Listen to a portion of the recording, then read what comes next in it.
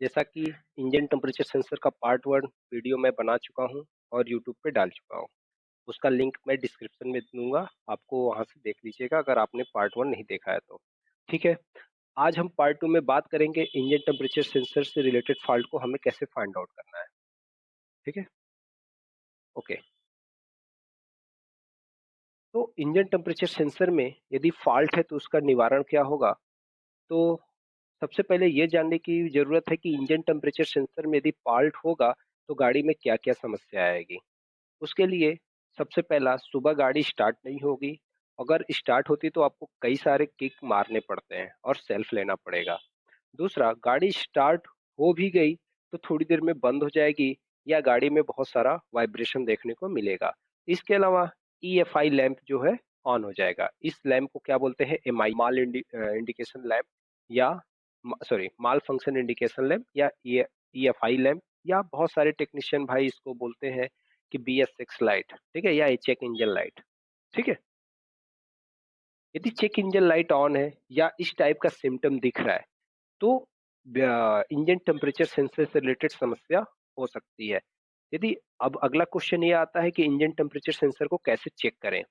तो engine temperature sensor को check करने के लिए सबसे पहले हमें उसका प्रतिरोध ज्ञात होना चाहिए। क्या मालूम होना चाहिए? प्रतिरोध।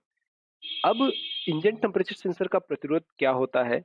यह अलग-अलग कंपनियों के लिए अलग-अलग होता है। अगर सामान्यतः बात करें तो जो प्रतिरोध होता है यह किलो ओम में होता है और इसको मल्टीमीटर की सहायता से 20 के पर लगाकर हम नाप सकते हैं। अभी मैं बताऊंगा कैसे नापा जाएगा। ठीक है? अलग-अलग कंपनी के लिए प्रतिरोध का मान अलग-अलग हो सकता है लेकिन सबका काम एक ही होता है। सब जो भी कंपनी होगी यदि इंजन टेम्परेचर सेंसर लगा है तो उसका काम एक ही होगा। ठीक है? अच्छा, मल्टीमीटर कैसे यूज़ करना है इसका वीडियो मैं अगला जो है वीडियो जो मैं बनाऊँगा वो मल्टीमीटर का ही होगा। ठीक है? नेक्स्ट आता है आपका इंजन टेम्परेचर सेंसर कैसे चेक करें। तो देखो इस चीज को थोड़ा ध्यान से समझो कि इंजन टेम्परेचर सेंसर में दो तार होते हैं। कितने होते हैं? दो तार। और दो तार कहाँ चले जाते हैं? ECU में। और ECU से देन इंजेक्टर को ECU क्या करता है? कंट्रोल करता है। ठीक है? अब हमें क्या करना है? मान लो ये दो तार है, एक ब्लैक कलर का तार है और एक रेड कलर का तार है। हो सकता है कि आपका जो इंजन टेम्परेचर सेंसर है उसका तार का कलर अलग हो। अलग अलग कंपनीज में अलग अलग तार आएगा या अलग अलग मॉडल्स में भी अलग अलग किस्म का तार आता है। लेकिन जो यहाँ चित्र में मैं दिखा रहा हूँ या काला और लाल कलर का तार है। सबसे पहले क्या करना है? अगर इंजन टेम्परेचर सेंसर से रिलेटेड प्रॉब्लम है तो देखो, अगर किसी भी BS6 कंपोनेंट में यदि प्रॉब्लम होती है तो सबसे पहले हमें उसका वायरिंग हार्नेस चेक करना पड़ता है। क्या चेक करना पड़ता है? Wiring harness. ठीक है? सबसे पहले ये वायरिंग चेक करना पड़ेगा कि ये वायरिंग सही है कि नहीं। और वायरिंग चेक करने के लिए हमें मल्टीमीटर की जरूरत पड़ती है। हमें क्या करना है? एक ECU का कपलर निकाल देना है और इंजन टेम्परेचर सेंसर का कपलर निकाल देना है। अब ये क्या होगा? ये तार फ्री हो जाएगा। कई बार हाँ, ये तार टोटल क्या हो जाएगा? फ्री हो जाएगा। अब हमें क्या करना है? मल्टीमीटर की सहायता से कंटिन्यूटी पे रख के एक बार इस तार को चेक करना है कि ये तार बीच से टूटा तो नहीं है। और एक बार इस लाल वाले तार को चेक करना पड़ेगा कि ये तार कहीं बीच से टूटा तो नहीं है। ठीक है? अगर ये तार सभी कंटिन्यूअस है तो उसके बाद हमें क्या करना है? अगर ये तार का दोनों में बीप का आवाज आ रहा है तो इसका मतलब हमारा ये तार ओके है। अब हमें क्या चेक करना चाहिए? ये सेंसर। क्या चेक करना है? सेंसर। ठीक है? अगर ये सेंसर को चेक करने के लिए हमें इस मल्टीमीटर की सहायता से इसका रेजिस्टेंस ही नाप सकते हैं। रेजिस्टेंस ही एक ऐसा ही, रेजिस्टेंस का मतलब प्रतिरोध। इसका प्रतिरोध नाप कर हमें पता चल जाएगा कि ये कंपोनेंट हमारा सही है कि नहीं। फॉर एग्जांपल के लिए अब देखो रेजिस्टेंस क्या होता है। जैसे जिस भी कंपनी का ये इंजन टेम्परेचर सेंसर खरीद के लाओगे, इसका काम करने का एक रेंज होता है। जैसे फॉर एग्जांपल के लिए बेसिकली जो इंजन टेम्परेचर सेंसर होता है यह 3 किलो ओम से लेके 14 किलो ओम शो करेगा। ठीक है? 3 किलो ओम से लेके 14 किलो ओम पे शो करेगा। तो आपको क्या करना है कि मल्टीमीटर को 20 के पे लगाना है और चेक करना है। अगर इसका रेजिस्टेंस का वैल्यू 3 से 14 के बीच में आ रहा है, ठीक है? तो आपका ये मल्टीमीटर ठीक है, ठीक हो सकता है। ठीक है? ओके? अगर ये 3 से 14 के बीच में आ रहा है तो इसका मतलब क्या है कि हमारा ये जो इंजन ट्रे ये सही है, सेंसर हमारा। तो और अगर इससे कम आ रहा है तो भी ये खराब है। और अगर इससे ज़्यादा आ रहा है तो भी इंजन टेम्परेचर सेंसर खराब है। यदि ये खराब है तो आपको इसको रिप्लेस करने की ज़रूरत है, ठीक है? अगर मान लो आपका वायरिंग भी ओके है और सेंसर भी ओके है, तो फॉल्ट कहाँ पे होगा? ईसीयू में। तो आपको क्या करना है? ईसीयू, कई हमारे टेक्नीशियन भाई कहते हैं कि सर ईसीयू को कैसे चेक करना होता है? देखो, ईसीयू को चेक नहीं कर सकते, ईसीयू को केवल हम रिप्लेस करके चेक कर सकते हैं। इसको एक नए ईसीयू के साथ रिप्लेस करो और रिप्लेस करके सेम मॉडल, जैसे आपके पास कोई गाड़ी है, मान लो आपके पास पल्सर या अपाची कोई गाड़ी है, ठीक है? तो सेम मॉडल का गाड़ी लेके आओ, उसका ईसीयू निकालो, इसमें डालो और चेक करो, देखो क्या आपका प्रॉब्लम सॉल्व हुआ क्या? अगर ये आपका प्रॉब्लम सॉल्व होता है, तो मतलब आपका ईसीयू खराब था।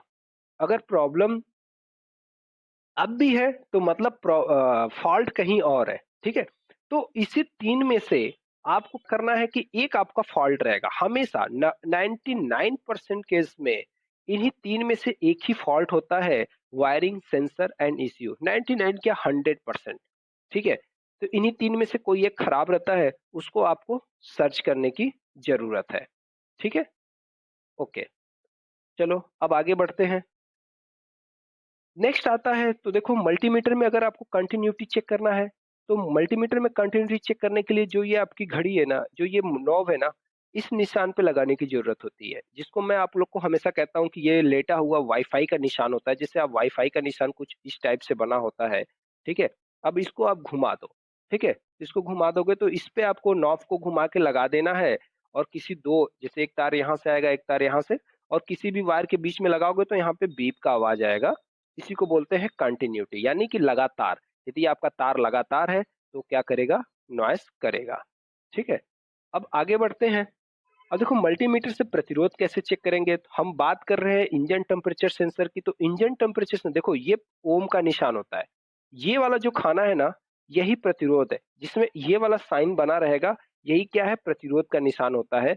इसमें आपको क्या करना है कि इस वाले पे, ये जो 20 के वाला है ना, इस 20 के वाले पे लगाना है, ठीक है? 1 सेकंड। ये इस नॉब को घुमा के हमें क्या करना है? इस बेस के पे लगा देना है। इस बेस के पे लगाओगे तो आपकी वैल्यूज़ जो है मल्टीमीटर में शो होगा, ठीक है? अब बात करते हैं, आगे बढ़ते हैं। नेक्स्ट आता है कि यदि अब निर्णय कैसे लेना चाहिए? तो यदि आपका देखो अगर वायरिंग, ठीक है, आपने वायरिंग मल्टीमीटर से चेक किया, अगर आपकी वायरिंग जो है, अगर बीप की आवाज़ नहीं आ रही है, तो इसका मतलब क्या है? आपका वायरिंग खराब है, ठीक है? और अगर बीप की आवाज़ आ रही है तो वायरिंग ओके है। तो इस तरीके से हम क्या करेंगे? बारी-बारी से दोनों को चेक कर लेंगे। यदि वायरिंग ओके है तो आपको क्या करना है? सेंसर को चेक करना है, उसका प्रतिरोध चेक करेंगे। अगर उसका प्रतिरोध लिमिट में आ रहा है तो ठीक है, नहीं तो क्या है आपका सेंसर भी खराब हो सकता है। अगर दोनों चीज़ें सही हैं तो आपको क्या आपका 100% ईसीयू खराब है, आपको ईसीयू बदल के चेक करना चाहिए, ठीक है? तो ये थी, यही 3 स्टेप्स होते हैं जिसको हम लोग बार-बार फॉलो अप करते हैं। अब अभी मैंने जितना पढ़ा है उस पे एक क्वेश्चन आंसर हो जाए, क्योंकि बिना, अगर अब मैं आपको क्वेश्चन आंसर नहीं दूँगा तो आपको चीज़ें याद नहीं होंगे। इसमें सबसे पहला क्वेश्चन है, इंजन टेम्परेचर सेंसर कहाँ लगाते हैं? तो आप सभी लोग को मालूम है इंजन टेम्परेचर सेंसर कहाँ पे लगाते हैं? आपके सिलेंडर ब्लॉक पे। अगला क्वेश्चन है, टेम्परेचर बढ़ाने पर इसके प्रतिरोध में क्या प्रभाव पड़ता है? तो मैंने अपने फर्स्ट वीडियो में पढ़ाया था कि टेम्परेचर बढ़ाने पर प्रतिरोध क्या होता है? घटता है। समझने के लिए यह एक ऑटो चोक है। हाँ, यह एक ऑटो चोक होता है। टेम्परेचर सेंसर खराब है तो क्या समस्या है? मैंने आज भी बताया। अगर ये खराब है तो क्या होगा आपका? अ गाड़ी क्या है, मॉर्निंग में स्टार्ट नहीं होगी, या आप कहीं चल के आते हैं 1 घंटा खड़ा कर दो तो गाड़ी स्टार्ट नहीं होगी। जैसे ही गाड़ी ठंडी होगी आपका स्टार्ट होने के में प्रॉब्लम करेगा। इंजन टेम्परेचर सेंसर क्या नापता है? तो ये इंजन का टेम्परेचर नापता है। अगला क्वेश्चन आता है, इंजन टेम्परेचर सेंसर में कितने तार लगे होते हैं? तो कुल कितने तार लगे होते हैं? 2 तार लगे होते हैं। इंजन टेम्परेचर सेंसर किसको वैद्युत सिग्नल भेजता है? तो जैसा उस चित्र में मैंने दिखाया था, इंजन टेम्परेचर सेंसर का तार किससे कनेक्ट होता है? ईसीयू से। तो इंजन टेम्परेचर सेंसर किसको सिग्नल भेजता है? ईसीयू को, ठीक है? अगला आता है, इंजन टेम्परेचर सेंसर का प्रतिरोध चेक करने के लिए मल्टीमीटर को किस पे लगाते हैं? तो इसका प्रतिरोध चेक करने के लिए हमें ओम वाले पे लगाना पड़ेगा और 20 के पे लगाना पड़ता है।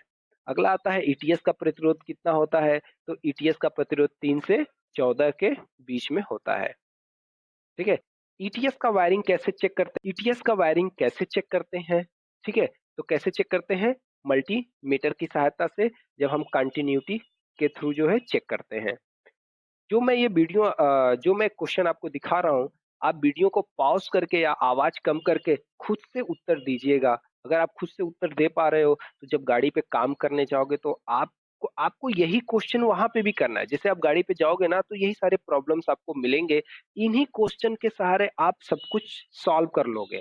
ठीक है? गाड़ी आपकी बन जाएगी, आपके दिमाग में ये क्वेश्चन्स चलने चाहिए। ठीक है? अगला क्वेश्चन आता है, यदि वायरिंग और सेंसर दोनों सही है, तो क्या बदलेंगे? मैंने बताया था ईसीयू रिप्लेस करेंगे। ठीक है? अगर मान लो, ठीक है, अब कुछ जुगाड़, मेरे सभी टेक्नीशियन भाइयों, जब कुछ नहीं चलता तो क्या चलता है? जुगाड़। ठीक है? अब जुगाड़ की बात करें तो ईटीएस का प्रतिरोध मौसम के हिसाब से बदलता रहता है। जैसे जैसे ठंड के दिन में, ठंड में क्या है, काफी ठंडा हो जाता है। जैसे अभी ठंड का दिन चलता है तो प्रतिरोध जो है टेम्परेचर जो है -2, 3 या फिर 4 डिग्री, 5 डिग्री ऐसे आ जाता है। और गर्मी के दिन में 40 से 45 डिग्री तापमान हो जाता है। तो क्या होगा, ये प्रतिरोध आपको ना कई बार 14 से भी ज्यादा मिलेगा। ठीक है? तो ऐसे केस में आप क्या करोगे, बोलोगे कि ये खराब है, लेकिन असल में इंजन टेम्परेचर से खराब नहीं होता। ठीक है? तो इसलिए इसका मान फिक्स नहीं रहता। ठीक है? जब भी अगर आपको चेक करना है, ठीक है? अगर आपके पास कुछ भी नहीं है, ठीक है? जैसे जो भी टेक्नीशियन भाई ऐसे मार्केट में है, ठीक है? जैसे अगर आप डीलरशिप पे काम करते हैं तो आपके पास एक्चुअल डेटा होगा। लेकिन अगर आप बाहर हैं तो कोई बात नहीं।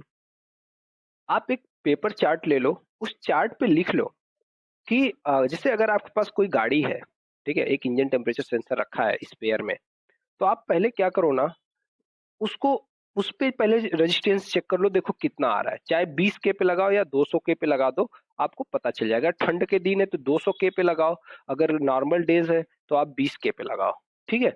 तो वो आपको रेजिस्टेंस बता देगा। फिर जिस गाड़ी पे आपको चेक करना है ना, उस पे जाके लगा दो, ठीक है? तो आप अगर दोनों पे जब लगाओगे ना, तो आपको एग्ज़ैक्ट चीज़ें पता चल जाएगी। अगर दोनों सेम है, तो मतलब हमारा जो जिस गाड़ी पे हम चेक कर रहे हैं वो भी सही है, नहीं तो हमारा क्या है, आपको पार्ट्स को क्या करना है, रिप्लेस करना है, ठीक है? अगला आता है मल्टीमीटर से। हाँ, दूसरा तरीका, अगर हमें इंजन टेम्परेचर सेंसर को चेक करना है कि वो काम कर रहा है कि नहीं। मान लो आपके पास दूसरा सेंसर है ही नहीं, तो हमें क्या करना है, मल्टीमीटर से ईटीएस को कनेक्ट कर देना है और जो उसका सेंसर है ना, सेंसर वाला हिस्सा, उसको थोड़ा-सा गर्म करना चाहिए। थोड़ा-सा, जैसे अपने अपने हाथ में दबा दिया या अपने मुँह से थोड़ा-सा मुँह में डाल दिया, तो क्या होगा, मुँह की गर्मी से गर्म होगा, तो जो रेजिस्टेंस का मान है ना, वो घटना स्टार्ट हो जाएगा। यानी मल्टीमीटर में जो रीडिंग होगी ना, वो कम होना शुरू हो जाएगा। तो जैसे से कम होगा, तो आप समझ जाना आपका इंजन टेम्परेचर सेंसर काम कर रहा है। ठीक है? इस तरीके से भी हम क्या कर सकते हैं, इंजन टेम्परेचर सेंसर को चेक कर सकते हैं। ठीक है? ओके, आगे बढ़ते हैं। अगला आता है, ओके, ठीक है? इसमें सब कुछ इतना ही है। ठीक है?